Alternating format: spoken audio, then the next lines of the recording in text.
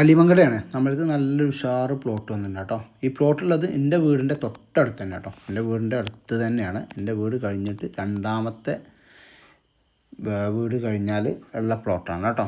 First വീട് കഴിഞ്ഞ് രണ്ടാമത്തെ വീട്. പക്ഷേ റോഡ് സൗകര്യം കാര്യങ്ങളും ഒക്കെ ഉണ്ട്. നല്ല നിരന്ന നല്ല അടിപൊളി വീട് വെക്കാൻ പറ്റിയ ഒരു 7 സെൻറ്റ് സ്ഥലമാണ് കേട്ടോ. വെള്ളത്തിനോ കാര്യത്തിനോ ഒന്നും ബുദ്ധിമുട്ടില്ല. തൊട്ട് ഉള്ള പ്ലോട്ടുകളിലൊക്കെ കിണറുണ്ട് കേട്ടോ. ഇതിൽ കിണറില്ല, ഇതിൽ കിണറില്ലാത്തതുള്ളൂ. ബാക്കി എല്ലാ പ്ലോട്ടുകളിലും തൊട്ടടുത്ത് ചാരിയൊക്കെ കിണറുകളും കാര്യങ്ങളുമുള്ള നല്ല ഉഷാറ് അടിപൊളി ഒരു നിരന്ന പ്ലോട്ട്. കാര്യമായി ഒന്നും JCB കാര്യങ്ങൾക്കൊന്നും വർക്കില്ല. പിന്നെ ഒരു 9 അടി റോഡുണ്ട് കേട്ടോ.